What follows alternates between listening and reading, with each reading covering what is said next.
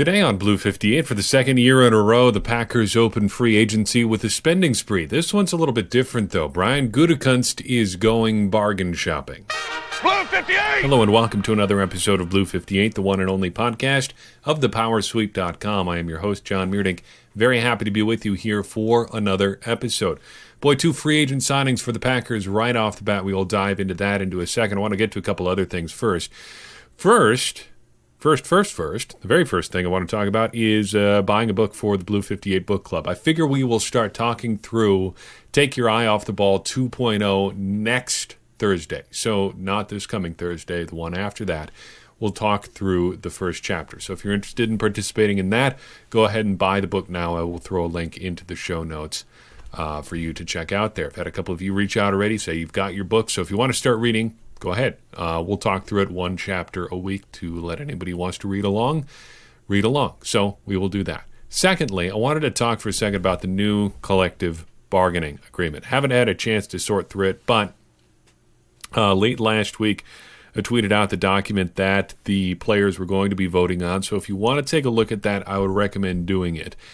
For a shorter look at what this actually means, I'd encourage you to take a look at Tom Silverstein's article, 7 Things in the New CBA That Are Going to Affect the Packers, or something like that. The title's not super important. He does work through 7 things that are going to affect the Packers. And I think if you read it, you get a good idea sort of what the players gave up and what they got back. Because, well, a couple things are true about negotiations. You got to give up something to get to the end goal. And the end goal for both sides here is to play football games. That's how the money is generated that they are dividing up here. Second thing that I think is true here is that this is a lot for the players, at least, like going to the casino. The house is always going to win. No matter how long you stay at the table, eventually the money is going to come back to the casino. The owners are going to win out. And I think the owners are going to win out because they get to shoot at a moving target from a stationary position. The moving target they're shooting at is the group of players. This group of players is always changing. Every 10 years, the group of players they're negotiating with is different than the guys they were talking to the last time around. But how many owners are the same as the last time we went through the CBA process in 2011? The vast majority are the same. They can get entrenched. They can play the long game. The players got to take what they can get right now to get anything from the owners. And it seemed, to me at least, reading through what Tom wrote, reading through some of the high-level stuff about the CBA, that the players caved on having the 17th game starting as early as 2021, caved on that extra game in the playoffs, in exchange for having lighter practices and letting the league do away with marijuana testing. And I don't want to take a position on the drug testing stuff, but it seems like that's what the players wanted to get out of this, or thought they could get out of this. And it seems like they gave up quite a bit to get those things. I would really encourage you to read through that article, take a look at the CBA, because it's going to give you a better idea of how things are really going to shake out over the next 10 years. Because I think there's going to be some things in this CBA that are going to catch some players by surprise. And I think we're going to hear about it over the next 10 years. There's going to be some, wait a second, we did what now? Sort of realizations, either this year or next year, especially when things like that player performance pool starts drying up. That's where some of the money to pay for the 17th game came from. It's not coming from the revenue of that game. The players gave up money to pay themselves. That was a bad deal. But if that wasn't what they were looking for, that's fine, I guess. Take a look at the stuff, read through it, because it's going to be important for stuff going on. All right. In terms of money being given to players, one of the best ways for them to get it is free agency. And the Packers were shelling out some money in free agency already this week. Let's take a look overall at what the Packers have done here. Brian Gutekunst told us exactly what he was going to do. Rob Demovsky tweeted out this quote that Gutekunst gave him at the Combine last month. Quote, we're not going to be able to do what we did in unrestricted free agency like we did last year. When you look at free agency overall with salary cap casualties and different kinds of things, I think we'll be able to add some players to our roster that can help us, end quote. So Gutekunst told us the plan here. He told us, hey, we're not going to be buying top-of-market players here. We're going to be sorting through kind of the scrap heap. Guys who are late to free agency, guys who get released by their team only shortly before the start of free agency, cap casualties. And that's exactly what both Christian Kirksey and Rick Wagner turned out to be. They're low-cost players, low risk, essentially one-year deals if things don't go well this first year, that are going to stabilize positions but not necessarily upgrade them. Neither Kirksey or Wagner are going to factor into the compensatory pick formula since they were both cut, which is good. And again, it leaves the Packers in a position where they can get out of these deals after a year if they don't like what they've got going on. Let's talk about both of these guys in some relative detail, starting with Christian Kirksey. Of the two signings, I think I like this one a little bit more. And I've written a 5-point breakdown on this signing at thepowersweep.com. The link to it is in your show notes. This will be not a point-by-point recap from that, but I'll be drawing from that as we discuss here. I think the primary benefit to signing Christian Kirksey is that it prevents you from overreaching in the draft. Kirksey is not fixing their linebacker situation by himself.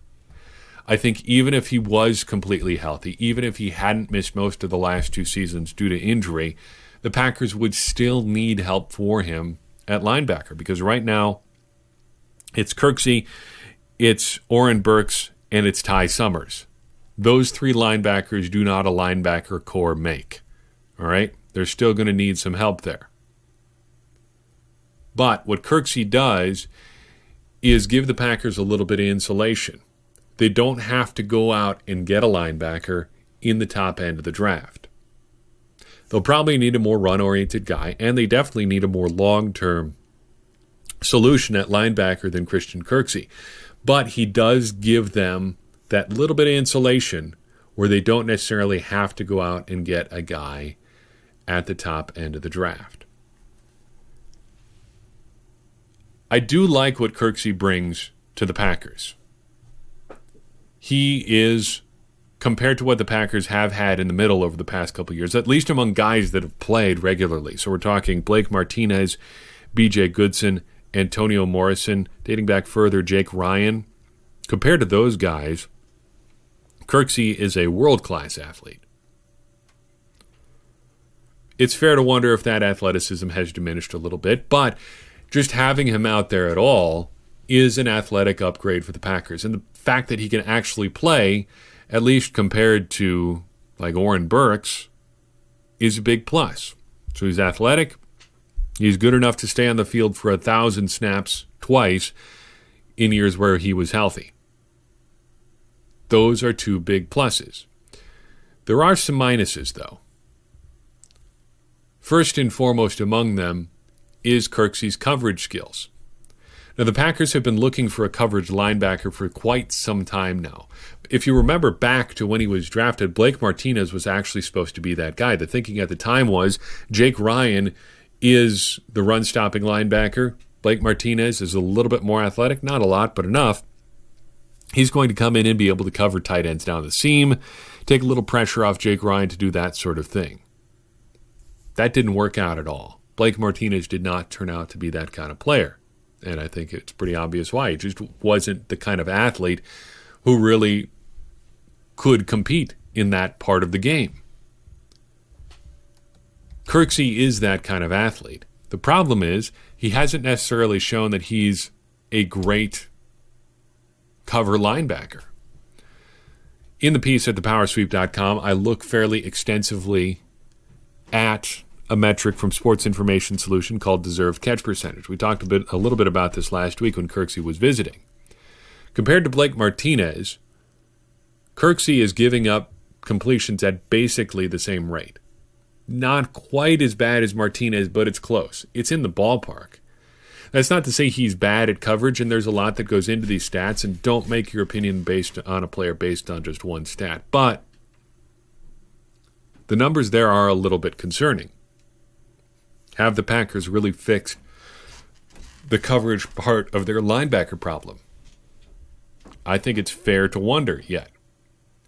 He is more athletic. The coverage stuff may not entirely improve. Fair to wonder, I think. So let's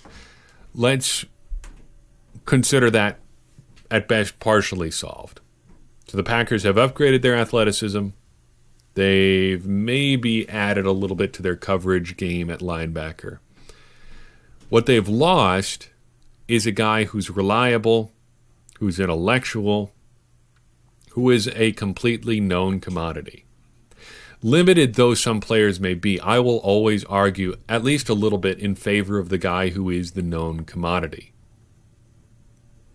There's so much that goes on a football field. I think there is value in having the guys who are known commodities, who you know exactly what you're going to get out of. And for all his faults, Blake Martinez was that kind of guy.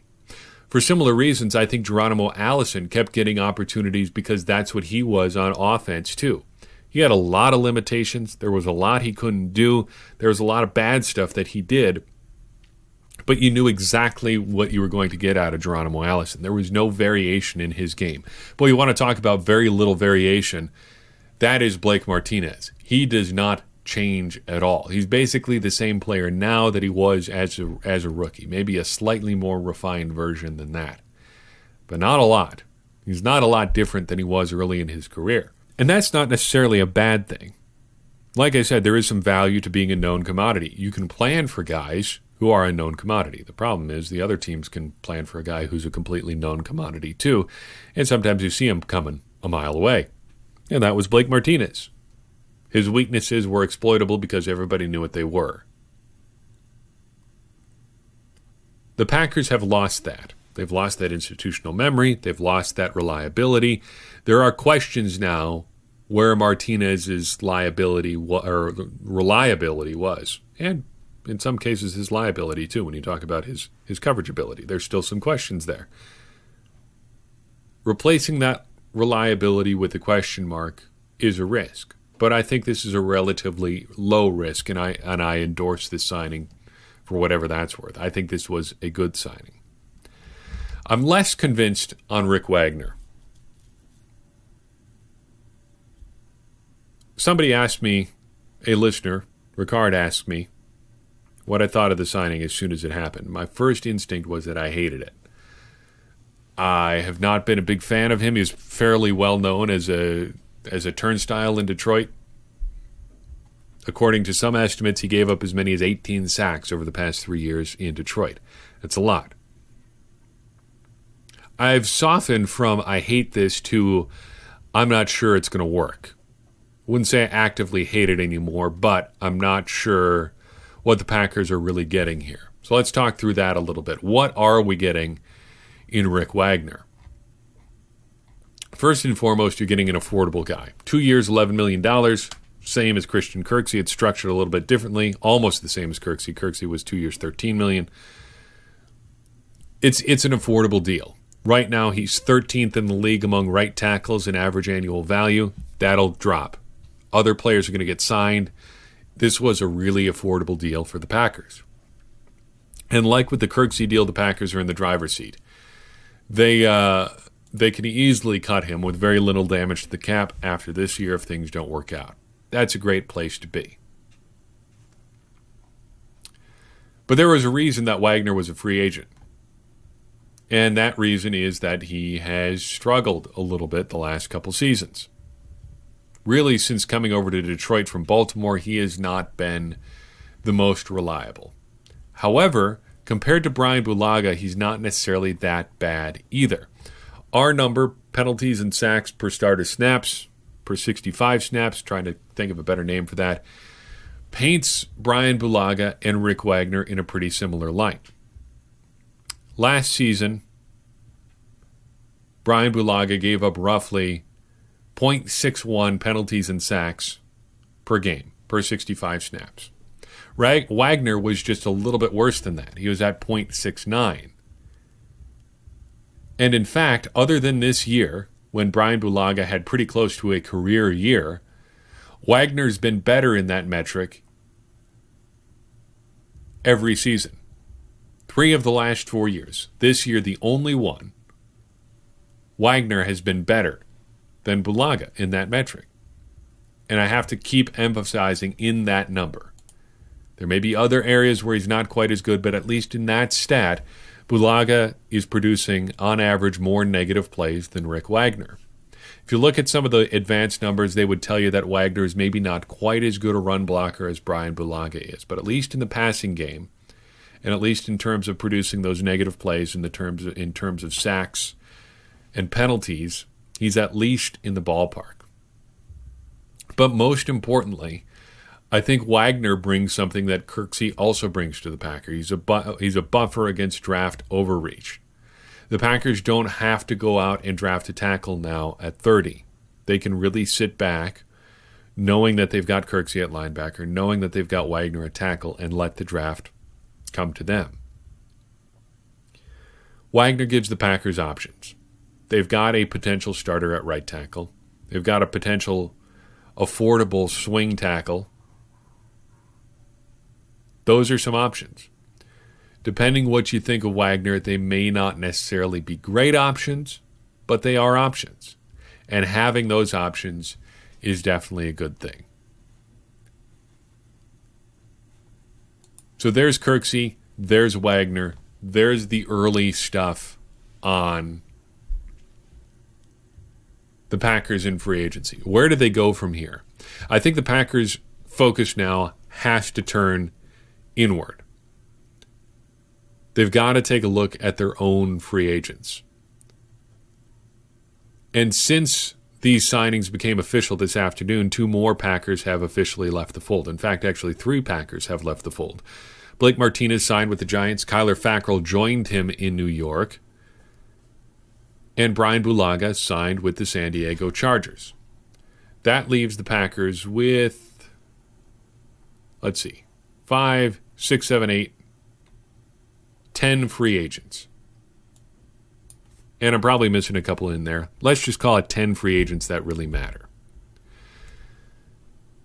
After the moves the Packers made, there are 2 guys that I would consider probably gone now as a result of those moves. Jared Veldheer and B.J. Goodson. The Packers were reportedly in talks with Jared Veldheer. Nothing super serious. They appear to have moved on from him. And signing Rick Wagner probably puts that to bed anyway. B.J. Goodson, I think the Packers are probably just cleaning house at linebacker. I think there's a case to be made for him coming back and just being that sidekick to Kirksey. But I think the Packers are probably looking for a more comprehensive overhaul at linebacker, and that would include Goodson being on the way out. There's a group of guys that were probably always going to be on the way out. Jason Spriggs, I remember him. He had to stick around all of last season because he was on injured reserve. Ryan Grant, R.I.P., and Geronimo Allison. I think those guys were probably always going to be gone regardless of what the Packers did in free agency. I can't see the Packers being super eager to bring any of those 3 players back. Among the 3, Geronimo Allison probably would have the best chance. Can't say that's a very good chance. I think there are 5 guys who should still be in consideration for the Packers. Let's talk through all 5 of them very quickly. First and foremost, Tramon Williams. I think he probably would be the best player of these 5 to bring back. I'm not sure you want to just run out and re-sign him, though. I think you wait and see what the market does, see what free agent cornerbacks are going for, then see if he's interested in coming back. It may end up being something close to the veterans minimum, and if that's the case, I think you feel pretty good about that. Mercedes Lewis is probably the same deal, though I get the sense from Lewis that it's going to be the Packers or nothing. So if he's interested in coming back, I think you bring him back. Again, that's probably going to be near the veterans minimum. Can't be much more than he had last time around, so I think you probably take him back. So that's 2 fairly easy decisions. See where the market goes on Tramon Williams, and if it's going to be much more than the veterans minimum, probably move on. If it's more towards the minimum, I think you bring him back. Same with Lewis. If he's interested in coming back, you could probably use the extra body there. From there, it gets a little bit more complicated. Complicated in that you might have to think about it for a second. I don't think it's complicated in the sense of how it really factors into the Packers' overall plans for their roster.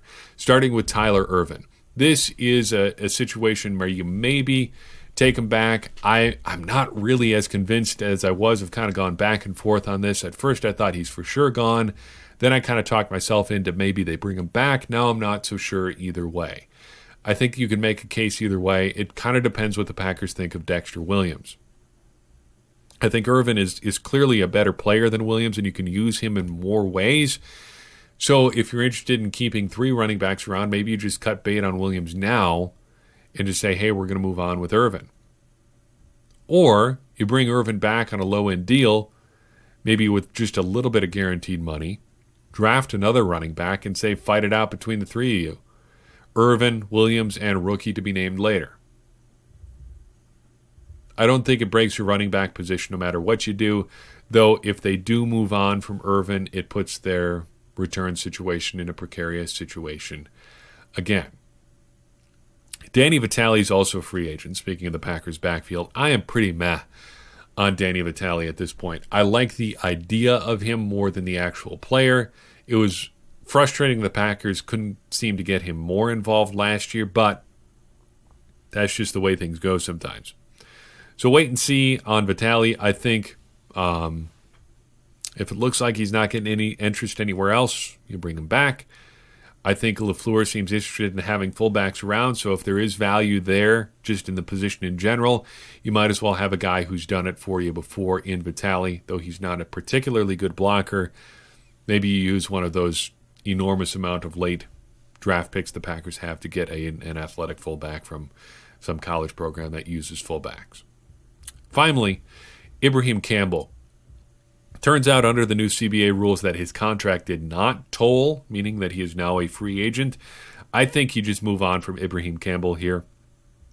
This strikes me as a situation where you might help Mike Pettin become a little bit better as a defensive coordinator if you take away a guy that he really likes. He leaned on Ibrahim Campbell pretty heavily at times last year, though less and less down the stretch. I think you might just want to move on and try to get a better version of that player somewhere either in the bargain bin in free agency or in the draft. Find a guy who can do comparable things to Ibrahim Campbell and go with that. So overall, I think the Packers got to look inward now. There's not going to be a lot of external free agent shopping going on right now, though that could change a little bit depending on what they do with Lane Taylor here. That's probably something else the Packers should do here in the relatively near future, make a decision on Lane Taylor. There's some talk going around that the Packers could be trying to move him. I'm sure they are. I am skeptical of whether or not they'll find a dance partner there. I think the writing is on the wall, and if anybody's interested in Lane Taylor, they will probably just wait it out at this point and get him on their own terms, one where they can just sign him for what they think he's worth and don't have to give up a draft pick or whatever to get him, and then take on the contract that is probably too rich for what he can do at this point in his career anyway. So I think that the odds of trading him are probably a little bit low, but the Packers need to make a decision here anyway just to give themselves a little bit of flexibility. Beyond that, they should probably get the Kenny Clark deal done here sooner than later, seeing what DeForest Buckner got from the Colts, but that is a conversation for a different day. Overall point, look inward, Packers. Now is the time to take care of your own business now that you've shored up these two positions. So I've got for you in this episode, what do you want to see the Packers do next? Let me know in the comments wherever you find this episode. We'd love to hear from you, whether that's on YouTube, Facebook, Twitter, or wherever. Reach out, keep this conversation going. And if you like what you heard today, share this podcast with somebody you think might benefit from it. We do love to grow our audience, and that's a great way to do it. Tell a friend about the show if you think they would like it. I would very much appreciate it. As always, keeping this conversation going is how we further our mission of helping everybody become smarter Packers fans. Because as I always say, smarter Packers fans are better Packers fans, and better Packers fans are what we all want to be. And if there's one thing to be smart about in the offseason, it's free agency. This process can cause you to do a bunch of stupid things, whether you're a football team or just a fan in general. Ask the Houston Texans how their free agency period is going. Anyway, I'm your host, John Meerdink. We'll see you next time on Blue 58.